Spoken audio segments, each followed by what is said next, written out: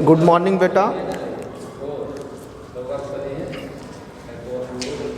चलिए आज हम लोग सीखेंगे मेंडल के एक गुण संकरण और द्विगुण संकरण के बारे में। आई थिंक लास्ट लेक्चर में आप लोगों ने थोड़ा सा कुछ टर्म्स जाने थे जेनेटिक के बारे में, जिसमें आपने एलील जाना था, जीनोटाइप जाना था, फिनोटाइप जाना था, एलीलोमार्फ जाना था, डोमिनेंसी जाना था, और रिसेसिव जीन क्या होते हैं और साथ साथ डोमिनेंट जीन क्या होते हैं। डोमिनेंसी भी जाना, डोमिनेंट जीन क्या होते हैं, रिसेसिव जीन क्या होते हैं। अब थोड़ा सा हम बेसिक चीज़ों के बारे में चलेंगे बेटा। तो आपको बताएं, सबसे पहले मैं बताना चाहूँगा आपको, जैसा कि मैंने बताया था कि मेंडल ने अपना आनुवांशिक सिद्धांत जो दिया था, सिद्धांतों का जो प्रतिपादन किया था, वो पाइसम सैटाइबम उद्यान मटर पर किया था। कभी कभी कंपटीशन में पूछा जाता है, आपको मैंने बताया भी था कि मेंडल ने अपना आनुवांशिक सिद्धांतों का प्रतिपादन किस पौधे पर किया था। उसमें दो नाम आता है, एक मीठी मटर और एक उद्यान मटर। मीठी मटर जो होती है वो लैथरेटस ओडरेटस के नाम से जाना जाता है, और उद्यान मटर जिसे पाइसम सैटाइबम के नाम से जाना, ये आपको हमने बताया था। आज हम जानेंगे बेटा एक गुण संकरण।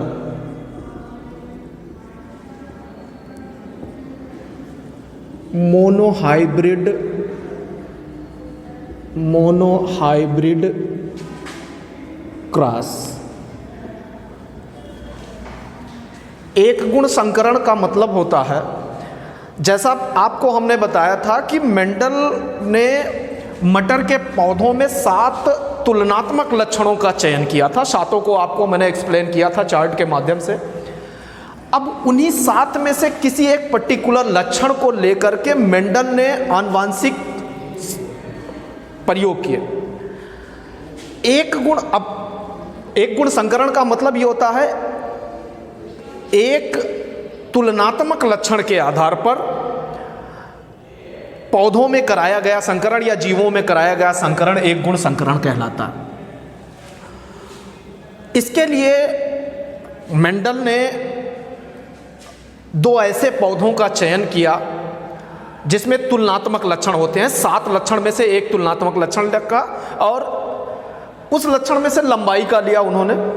तो 2 ऐसे मटर के बीज लिए जिनमें से एक जो है वो बौनेपन के लिए शुद्ध होता है और एक लंबेपन के लिए शुद्ध होता है। शुद्ध का मतलब होमोजाइगोस जीन होते हैं। तो कहने का मतलब एक ऐसे दोनों को लिया, 2 अलग अलग जगह बो दिया। दोनों पौधे बड़े होते हैं। एक जो लंबेपन के लिए शुद्ध होता है उसको उन्होंने प्रदर्शित किया, संकेताक्षर दिया कैपिटल टी, और जो बौनेपन के लिए शुद्ध होता है उसको उन्होंने संकेताक्षर दिया स्मॉल टी। ये 2 पौधे लिया। इन दोनों के बीच इन्होंने पर परागण कराया। तो जैसा कि आपको पता होगा कि पौधे जो होते हैं वो एक हर्माफ्रोडाइट कहलाते हैं, अर्थात एक ही पौधे में मेल और फीमेल दोनों लक्षण पाए जाते हैं, दोनों लक्षण वाले गैमीट्स पाए जाते हैं। 2 पौधे लिए जिसमें से एक लंबेपन के लिए शुद्ध होता है, एक बौनेपन के लिए शुद्ध होता है। इसको उन्होंने प्रदर्शित किया बेटा F1 जनरेशन से, पैतृक पीढ़ी, इसको उन्होंने प्रदर्शित किया P जनरेशन से। P माने पेरेंट जनरेशन से। दोनों पौधे बोने के बाद दोनों पौधे बड़े होते हैं, दोनों में मेल और फीमेल गैमीट्स आते हैं। उन्होंने क्या किया कि एक पौधे के इस पौधे के दोनों में से किसी में से कर सकते हैं, किसी एक पौधे के मेल गैमीट को इस पौधे के को लेकर के इस पौधे के, एक पौधा ये है स्मॉल टी वाला, एक पौधा कैपिटल टी वाला है। तो कैपिटल स्मॉल टी वाले पौधे के जो मेल गैमीट हैं, जिसे परागकण कहते हैं पौधों के केस में, उस परागकण को उन्होंने सीजर की सहायता से बड़े सावधानी पूर्वक काट के रिमूव कर दिया, हटा दिया। और फिर इस वाले पौधे के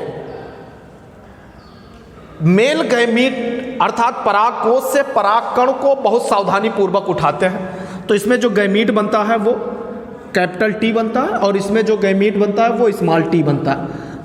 इस वाले पौधे के परागकण को इस वाले पौधे के स्टिग्मा पर ला करके पोर्ड कर दिया, अर्थात जो परागण कहलाएगा वो क्रॉस पॉलिनेशन कहलाएगा। इस पौधे पर ला करके डाल दिया। जब इस पौधे पर ला करके डाला तो ये जो पौधा में बीज बना, बाद में ये इस पौधे में जो बीज बना, उस बीज को इकट्ठा करके किसी अन्यत्र ले जा करके उन्होंने बोया। इसको उन्होंने नाम दिया F1 जनरेशन। कौन सी जनरेशन? F1 generation. ये प्रथम संतानीय पीढ़ी या F1 जनरेशन कहलाती है, जिसमें इस पौधे का जीन भी होता है और इस पौधे का जीन भी होता है, दोनों इस पौधे में होते हैं। इसके बाद इस पौधे को बोने के बाद इसमें उन्होंने स्वपरागण की क्रिया होने दिया। स्वपरागण का मतलब, चूंकि एक ही पौधे में मेल और फीमेल गैमीट दोनों होते हैं, तो उसी पौधे के मेल गैमीट से, मेल गैमीट का मतलब परागकण से, परागकोश से परागकण उसी पौधे के फीमेल गैमीट अर्थात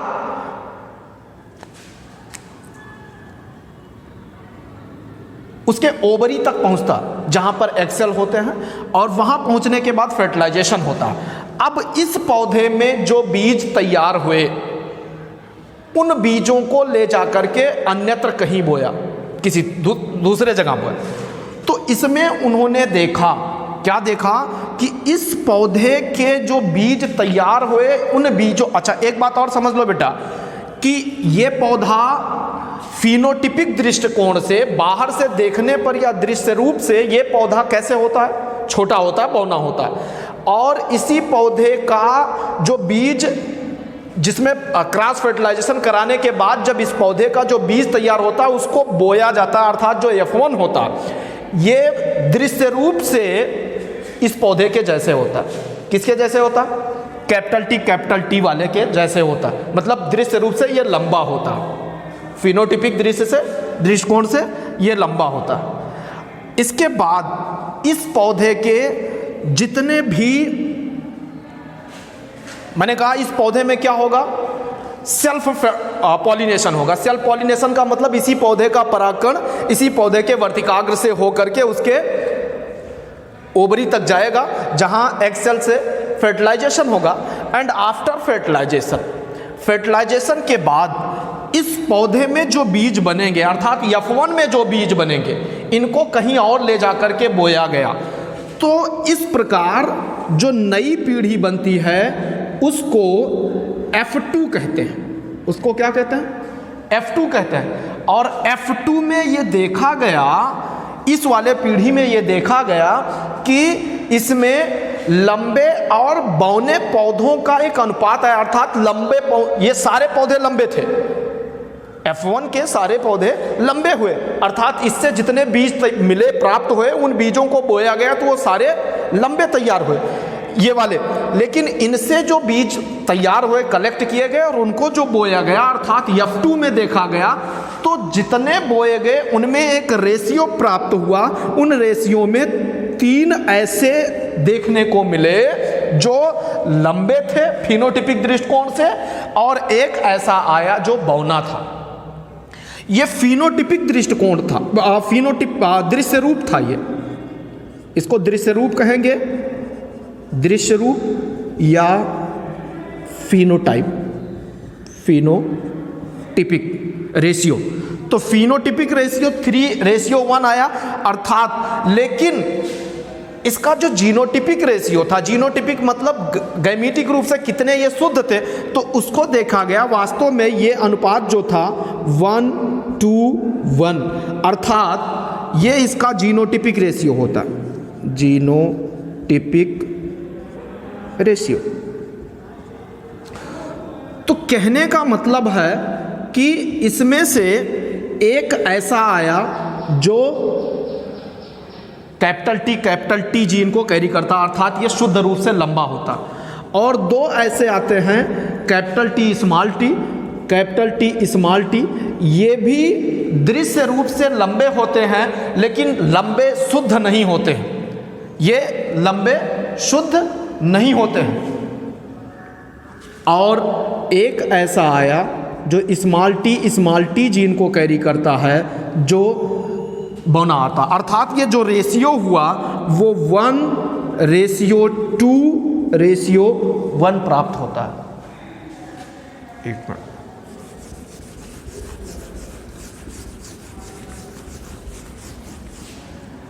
ये रेशियो क्या प्राप्त होता है बेटा? Capital T small T. तो इनसे जो होता है एक कैपिटल टी, एक कैपिटल टी स्मॉल टी, एक कैपिटल टी स्मॉल टी और एक स्मॉल टी। ये F2 जनरेशन था। F2 जनरेशन में इन्होंने देखा, क्या देखा कि जो रेशियो प्राप्त हुआ वो 1:2:1 प्राप्त हुआ, अर्थात एक लंबेपन के लिए शुद्ध, तो ये रेशियो प्राप्त होता। अब इस क्रॉस के आधार पर इन्होंने इसको जानना चाहा कि क्या वास्तव में अगर गैमीट्स को एक्सचेंज कर दिया जाए तो भी यही रेशियो प्राप्त होता है।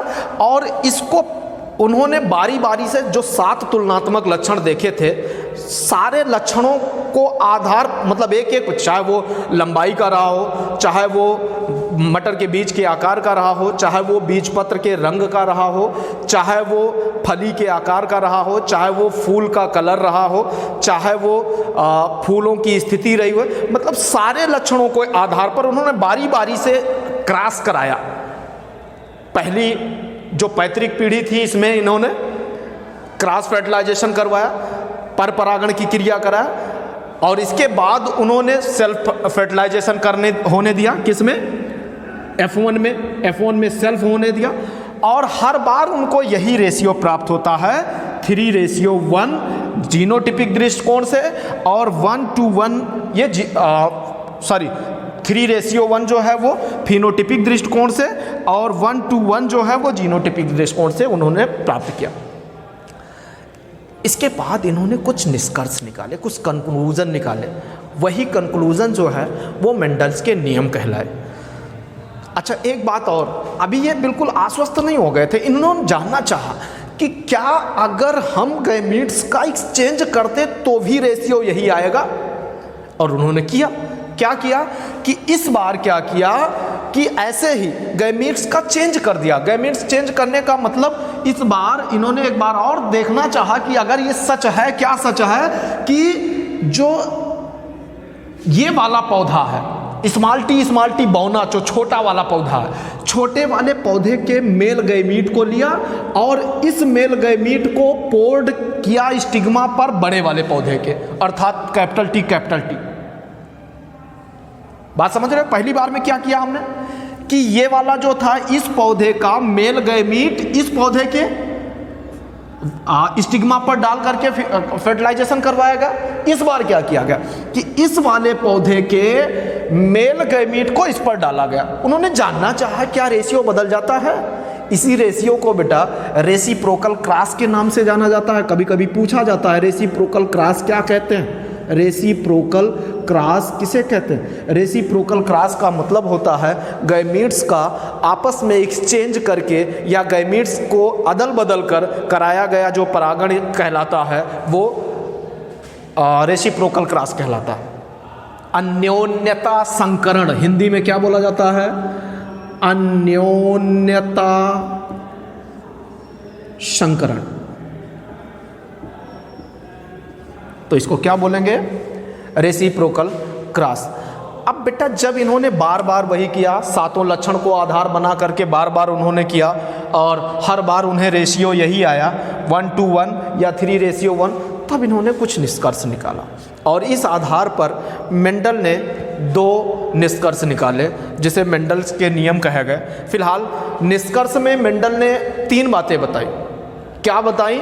कि ये जो लक्षण हैं जिन्हें ट्रेट्स कहा जाता है, जो एक पीढ़ी से दूसरी पीढ़ी में जाते हैं, तो मेंडल ने बताया कि पहला निष्कर्ष उन्होंने क्या निकाला, मैं इसको थोड़ा सा मिटा रहा हूं। उन्होंने बताया पहला निष्कर्ष कंक्लूजन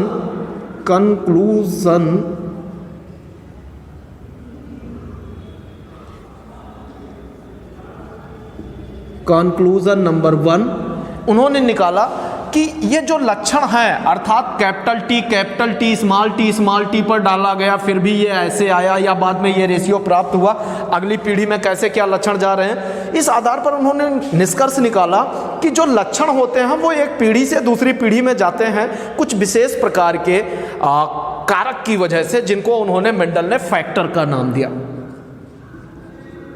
ये जो लक्षण हैं, अर्थात इस पौधे और इस पौधे के जीन यहाँ गए, फिर भी ये पौधा इसके जैसे होता है, इसका कारण उन्होंने बताया कि ये क्या होता, कि ये जो लक्षण है, ये इसका लक्षण या इसका लक्षण, बाद में फिर ये देखो यहाँ पे भी बौना आ रहा, तो ये लक्षण जो एक पीढ़ी से दूसरी पीढ़ी में जा रहे हैं, ये कुछ विशेष प्रकार के पदार्थों की वजह से जाते हैं, कुछ विशेष प्रकार के तत्वों की वजह से जाते हैं, जिसको मेंडल ने कारक की संज्ञा दिया, फैक्टर का नाम दिया, जिसे बाद में जॉनसन ने जीन की संज्ञा दिया था। मेंडल ने जीन नहीं दिया था।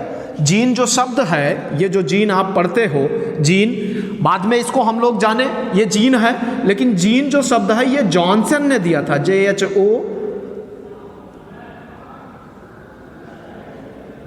JHONSON, जॉनसन ने दिया था। ये जो उसको उन्होंने जीन को उस समय मेंडल ने कारक नाम दिया था। पहला निष्कर्ष निकाला। दूसरा निष्कर्ष मेंडल ने क्या निकाला, वही दूसरा निष्कर्ष इनका मेंडल का पहला नियम कहलाया। दूसरा निष्कर्ष मेंडल, लेकिन मेंडल को इस नियम के रूप में घोषित किया कार्ल कोरेंस ने। एक बात और जान लो जो मैं बताने चाह रहा हूं। दूसरा इन्होंने कंक्लूजन नंबर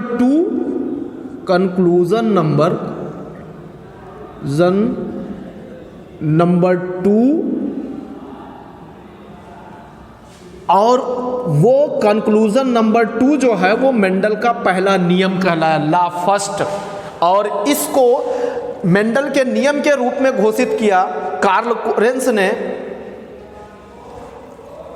और उनका जो कंक्लूजन नंबर 2 ला फर्स्ट कहलाया, नियम पहला कहलाया, प्रथम नियम कहलाया लॉ ऑफ डोमिनेंसी।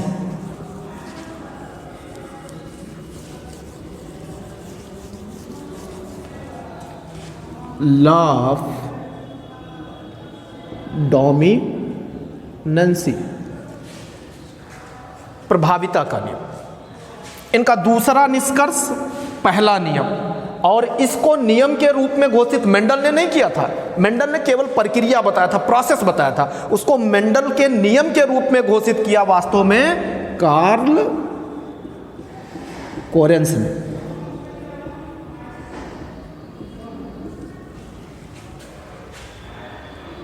है क्या ये लॉ ऑफ डोमिनेंसी? आप समझो, प्रभाविता का नियम, इसको प्रभाविता का नियम या लॉ ऑफ डोमिनेंसी कहते हैं। तो है क्या लॉ ऑफ डोमिनेंसी? मैंने बताया था बेटा कि कोई एक लक्षण की अभिव्यक्ति एक पेयर जीन करता है according to Mendel. Normal condition में कभी कभी होता है कि एक पेयर से अधिक जीन भी करते हैं, तो जिसे deviations from the rule of Mendel कहते हैं, वो अलग की बात होती है, मेंडल के नियमों के विचलन कहा जाता है। लेकिन ज़्यादातर केसेज में क्या होता है मैंने बताया था। और जो जीन पेयर होता है वो 2 टाइप के होता है, आइदर होमोजाइगोस फॉर्म में और हेट्रोजाइगोस फॉर्म में, यही बताया था मैंने। तो यहाँ क्या हुआ, लॉ ऑफ डोमिनेंसी में आपने क्या देखा कि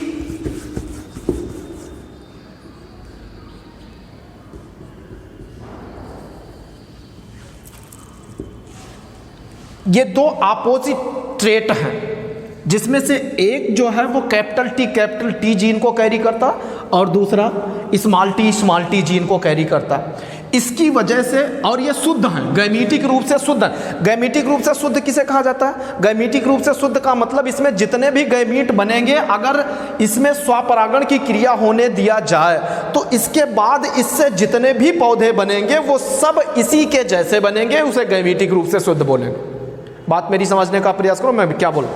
कहने का मतलब अगर इसमें कुछ छेड़छाड़ ना किया जाए, ये पौधा बो दिया जाए, बड़ा हो ये पौधा, और उसमें जो गैमीट बने, मेल और फीमेल गैमीट जो बने, अगर उसी पौधे का मेल गैमीट उसी पौधे के फीमेल गैमीट से बार बार फर्टिलाइजेशन करे तो F1, F2, F3, F4, F5, कहने का मतलब उसकी जितनी भी पीढ़ियां बनेगी उन सब पीढ़ियों में ये वाला जो ट्रेट है या ये वाला जो लक्षण है वो ऑलवेज यही टाइप के सब बनेंगे, स्मॉल टी जीन को कैरी करें। मतलब ये गैमीटिक रूप से शुद्ध है।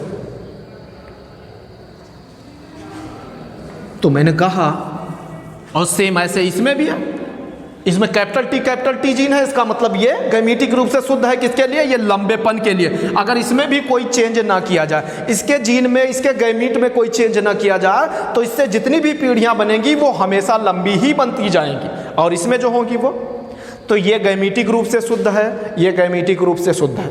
बात समझ में आई? यहां आपने क्या बताया, ये कौन सा है? F1 जनरेशन, वो सॉरी P जनरेशन, मान सपोज दैट P जनरेशन, कौन सा है? P generation. अब क्या होता है बेटा, मैंने कहा जब गैमीट्स बनते हैं तो नंबर ऑफ जीन हाफ हो जाते हैं, ये पहले मैंने बताया था आपको। तो इसमें जो गैमीट बनेगा number of gene small capital T, और इसमें जो गैमीट बनेगा वो number of gene small T को कैरी करेगा। और जब दो गैमीट सेल्फ फ्यूजन करती हैं तो किसी एक नए जीव का निर्माण होता है। जब फ्यूजन करती हैं, मतलब कैपिटल टी स्मॉल टी जब फ्यूजन करती हैं, ये आ गया, दोनों आ गए, दोनों जीन, अब जीन पेयर कंप्लीट हो गया, इसकी वजह से इसमें लक्षण आएगा। इसको बोलेंगे बेटा जाइगोट। इसको क्या बोलेंगे? जाइगोट। इसको जाइगोट बोलेंगे। जाइगोट में एक बार पुनः जीन पेयर कंप्लीट हो गया, कैपिटल टी स्मॉल टी। अब ये नए जीव का निर्माण करेगा या नहीं करेगा? और नए जीव का जो निर्माण करेगा तो इसमें किसके किसके जीन हैं?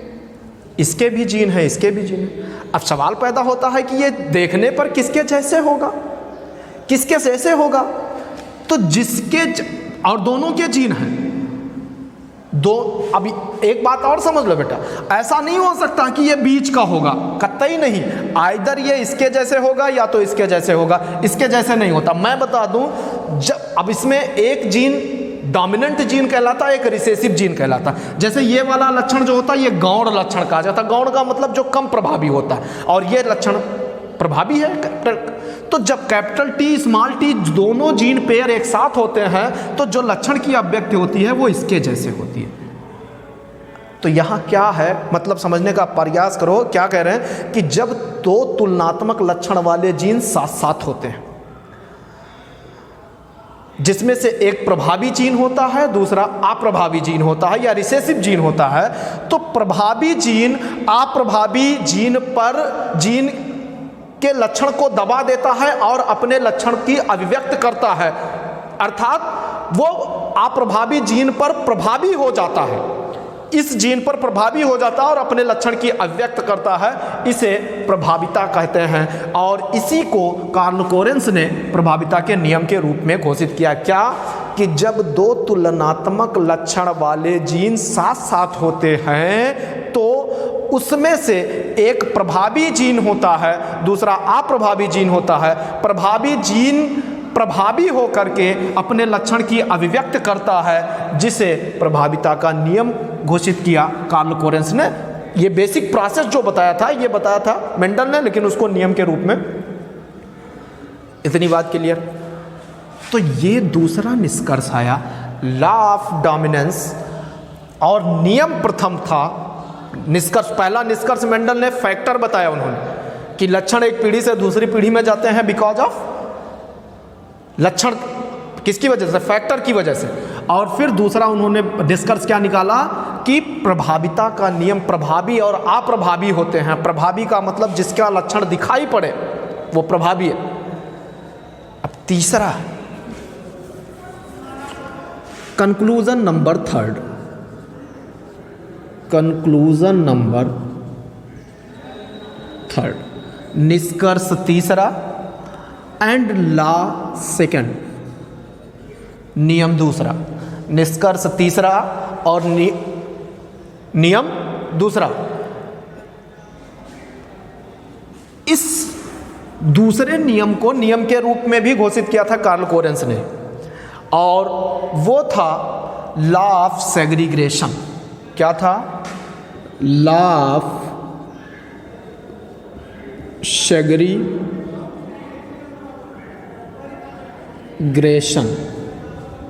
लॉ ऑफ सेग्रीग्रेशन, या इसे पृथक्करण का नियम भी कहते हैं। क्या कहते हैं? पृथक्करण का नियम, लॉ ऑफ सेग्रीग्रेशन, पृथक्करण का नियम। इसमें क्या बात बताई गई? तीसरे, आप समझ लो बोर्ड एग्जाम के ये काफ़ी महत्वपूर्ण प्रश्न होंगे और यकीनन जो होते हैं इसमें से कुछ ना कुछ पूछा जाएगा। प्रभाविता और अप्रभाविता में डिफरेंस भी पूछ सकता है, प्रभाविता का नियम क्या है ये पूछ सकता है, पृथक्करण का नियम क्या है ये पूछ सकता है। अच्छा, ये भी जान लो कि मोनोहाइब्रिड क्रॉस के आधार पर मेंडल ने वैसे कितने नियम दिए थे? 3 नियम दिए थे, लेकिन प्रथम 2 नियम जो हैं प्रथम 2 नियम में पहला नियम क्या बताया हमने? प्रभाविता का नियम, और दूसरा नियम पृथक्करण।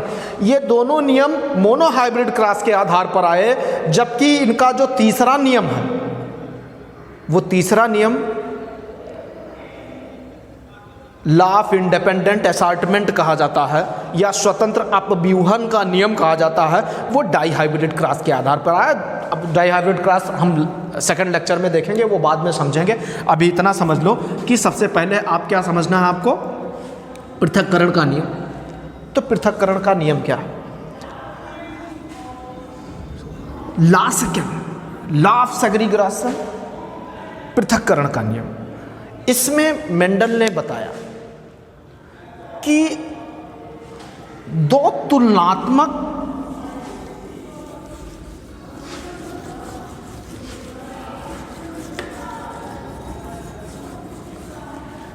इसमें क्या बताया कि 2 तुलनात्मक लक्षण वाले जीन साथ साथ कितने समय के लिए क्यों ना हो, प्रभावी जीन अप्रभावी जीन के प्रभाव को पूर्ण रूप से नष्ट नहीं कर सकता। कैसा? ये क्या है आप देख रहे हो?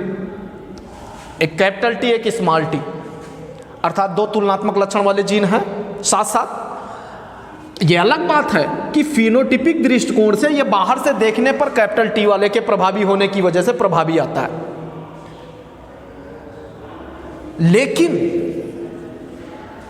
दूसरे नियम में क्या बताया गया कि 2 तुलनात्मक लक्षण वाले जीन कितने समय के लिए साथ साथ क्यों ना हो। प्रभावी जीन अप्रभावी जीन के प्रभाव को नष्ट नहीं कर सकता है, बल्कि उचित परिस्थिति आने पर अप्रभावी जीन अपने लक्षण की पृथक होकर के, अलग होकर के, इससे अलग होकर के अपने लक्षण की अभिव्यक्त कर लेता। अर्थात आपने देखा, क्या देखा कि ये जो है वो F1 जनरेशन है, ये F1 जनरेशन है। तो F2 जनरेशन में क्या देखा आपने कि इसमें जब गैमीट बनते हैं तो कितने प्रकार के बनते हैं? कैपिटल टी एक गैमीट बनता है कि स्मॉल टी, दोनों एक जैसे नहीं हो सकते। एक में कैपिटल टी जीन बनता है, एक में स्मॉल टी जीन बनता है। और आपको हम बताएं कि इसमें अगर स्वपरागण होने दे, अच्छा कैसे चेक करोगे? तो इसके लिए थोड़ा सा आप बेसिक प्रोसेस यहाँ समझ सकते हो। एक वैज्ञानिक थे पुनेट ने स्क्वायर चार्ट मेथड दिया था, जिसके आधार पर रेशियो निकाला जाता है। स्क्वायर चार्ट मेथड पुनेट का चकर बोर्ड भी कहा जाता है। तो इसके आधार पर उन्होंने बताया कि अब जैसे ये पौधा है F1 जनरेशन का, ये पौधा है, बात समझ रहे हो, ये वाला, तो इसमें जो गैमीट बनेंगे बेटा, इसमें दो प्रकार के बने, चूंकि मैंने बताया कि ये प्लांट्स जो होते हैं वो हर्माफ्रोडाइट होते हैं, एक ही पौधे में मेल और फीमेल गैमीट दोनों पाए जाते हैं। अब इसमें मेल गैमीट जो बनेगा परागकण, तो परागकण में दो प्रकार के परागकण बनेंगे, किसी में कैपिटल टी वाला जीन जाएगा और किसी में स्मॉल टी वाला जीन जाएगा। यहां किसी को डाउट तो नहीं होना चाहिए। अगर यही ऐसे होता कैपिटल टी अर्थात ये गैमीटिक रूप से शुद्ध होता, तो इसमें जितने भी गैमीट बनते सब में वही जाते, कैपिटल टी और कैपिटल टी, बाकी कोई और है था ही नहीं। लेकिन अगर ऐसे है तो इसमें दो प्रकार के गैमीट बनेंगे, इसमें दो प्रकार के गैमीट बनेंगे। तो दो प्रकार के गैमीट क्या बनेंगे? मेल को ऐसे साइन से डिनोट किया जाता, मेल गैमीट दो प्रकार के, अर्थात मेल गैमीट क्या कहलाता है? इसका परागकण। तो किसी परागकण में कैपिटल टी जीन जाएगा तो किसी परागकण में स्मॉल टी जीन जाएगा। वहीं जो फीमेल गैमीट बनेगी, इसमें फीमेल गैमीट भी तो बनेंगे। फीमेल गैमीट को कैसे डिनोट करेंगे? ऐसे गोला लगा के नीचे प्लस का चिन्ह लगा देते हैं। ये फीमेल गैमीट भी दो प्रकार के बनेंगे, किसी में कैपिटल टी। फीमेल गैमीट को क्या कहा जाएगा? Egg cell. इसमें एग सेल फीमेल गैमीट होंगी। तो एग सेल में दो प्रकार के जीन जाएंगे, किसी एग सेल में कैपिटल टी तो किसी में स्मॉल टी, ऐसे ही किसी में कैपिटल टी तो किसी में स्मॉल टी। अब बेसिकली मैं बताऊं आपको, इस चीज को समझना है अगर, तो आपको अगर हम बताएं तो इसको चकर बोर्ड के माध्यम से यह समझाने का प्रयास किया गया पुनेट के स्क्वायर चार्ट के मेथड से कि इसमें ऐसे गैमीट बनेंगे, किसी में कैपिटल टी किसी में स्मॉल टी। सपोज दैट ये मेल गैमीट है तो फीमेल गैमीट में भी किसी में कैपिटल टी किसी में स्मॉल टी। ये कौन सा है? Female gamete. इतनी बात क्लियर है। अब देखो बेटा होता क्या है, चूंकि मैंने कहा कि एक मेल गैमीट और एक फीमेल गैमीट फ्यूजन करेंगे तो जाइगोट बनेगा जो नए जीव का निर्माण करेगा। अब मैंने कहा कि अगर ये फीमेल गैमीट और ये मेल गैमीट फ्यूजन करेंगे तो जीन पेयर कंप्लीट होगा, अर्थात ये एक जाइगोट होगा जो बाद में एक बीज के रूप में विकसित होगा, एक पौधे के रूप में विकसित होगा। इसमें क्या जीन पेयर है? Capital T. बात समझ रहे हो? अब बोलो, अगर जीन पेयर ऐसा हो कैपिटल टी तो फिनोटिपिक रूप से वो कैसे होगा? निश्चित तौर पर वो बड़ा होगा, लंबा होगा, क्योंकि दोनों में प्रभावी जीन। या फिर इस टाइप का मेल गैमीट और ये फीमेल गैमीट, अर्थात कैपिटल टी स्मॉल टी, तो यहां प्रभाविता का नियम लागू होगा। ये फिनोटिपिक रूप से लंबा होगा, फिनोटिपिक रूप से लंबा होगा, अर्थात ये भी लंबा होगा ये भी लंबा होगा। वहीं कैपिटल टी स्मॉल टी, अगर ये वाला मेल गैमीट ये वाला फीमेल गैमीट मिलेंगे तो ऐसे भी तो बनेगा, क्या जाइगोट बनेगा, ये बाद में बीज का निर्माण करेगा, है ना? तो ये भी कैसे होगा? दृश्य रूप से ये भी फिनोटिपिक दृष्टिकोण से लंबा ही होगा, प्रभाविता का नहीं। कहने का मतलब ये तीनों लंबे, अर्थात जो रेशियो आया था आपका 3:1 यही आया था ना, तीनों लंबे जरूर हैं। और इसमें देखो इन दोनों में स्मॉल टी जीन भी है, लेकिन इसका मतलब ये भी नहीं कि स्मॉल टी वाला जीन एकदम नष्ट कर दिया इसने, नष्ट नहीं हुआ। मैंने कहा उचित परिस्थिति आने पर वो गैमीट से पृथक होकर के अपने लक्षण की अभिव्यक्त करेगा। कैसे? अब मैंने कहा कि अगर ये वाला मेल गैमीट और ये वाला फीमेल गैमीट दोनों मिलेंगे, अर्थात स्मॉल टी इस प्रकार का जीन पेयर कंप्लीट होगा, तो जाइगोट के रूप में ये पौधा बनेगा, बीज बनेगा, बीज से पौधा बनेगा। और ये जो होगा वो फिनोटिपिक से कैसे होगा? छोटा आएगा, लंबा नहीं होगा बल्कि बौना होगा या छोटा होगा। तो कहने का मतलब क्या स्मॉल टी जीन का लक्षण खत्म हो गया?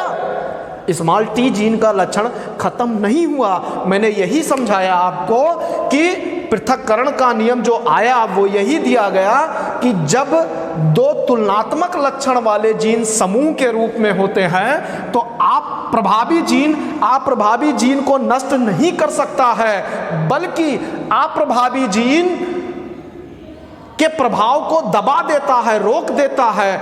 वहीं उचित परिस्थिति आने पर यह अप्रभावी जीन गैमीट के रूप में पृथक हो करके अपने लक्षण की अभिव्यक्ति करता है, जिसे पृथक्करण के नियम के रूप में घोषित किया गया कार्ल कोरेंस के द्वारा। यह मेंडल का तीसरा निष्कर्ष और दूसरा नियम कहलाया। उम्मीद करते हैं कि आपको मोनोहाइब्रिड क्रॉस जो है वो समझ में आया होगा, और जिसमें आप ये जान पाए मोनोहाइब्रिड क्रॉस के आधार पर। अच्छा, यहाँ आप एक बात और समझ लो बेटा, चकर बोर्ड के माध्यम से या फिर पुनेट स्क्वायर चार्ट के माध्यम से आपको ये आसानी से आप ये पहचान कर सकते हो कैसे ये रेशियो जो है वो प्राप्त होता है। आप ये देख रहे हो कैसे प्राप्त होता है। इसमें आपने देखा कि जो रेशियो हमने बताया 3:1, क्या बताया हमने? 3:1। 3:1 में हमने बताया कि 3, ये दृश्य रूप बताया मैंने। 3:1 क्या था? दृश्य रूप था। वहीं ये रेशियो 1:1 ये जीन रूप होता है। जीन रूप वो कैसे दिखता है? वो इस प्रकार से दिख रहा है, आप देख रहे हो इसको कि ये देखो कैपिटल टी। अब ये तीनों जो हैं वो कैसे हैं? दृश्य रूप से लंबे हैं और ये बौना है, तो 3:। ये आपका मोनोहाइब्रिड क्रॉस होता है। मोनोहाइब्रिड क्रॉस क्या था, एक बार पुनः एक लाइन में समझ सकते हो कि दो तुलनात्मक लक्षण के आधार पर कराया गया संकरण एक गुण संकरण या मोनोहाइब्रिड क्रॉस कहलाता है। On the basis of single comparative traits between two comparative individuals having contrast character when they are fertilized with each other, then this kind of fertilization is called monohybrid fertilization, या उसी को हम क्या बोलते हैं? Monohybrid cross, या उसी को एक गुण संकरण के नाम से जाना जाता है। बाकी इसके बाद मेंडल का डाईहाइब्रिड क्रॉस आया। डाईहाइब्रिड क्रॉस बेटा आप अगले लेक्चर में जानेंगे, अगले एपिसोड में जानेंगे।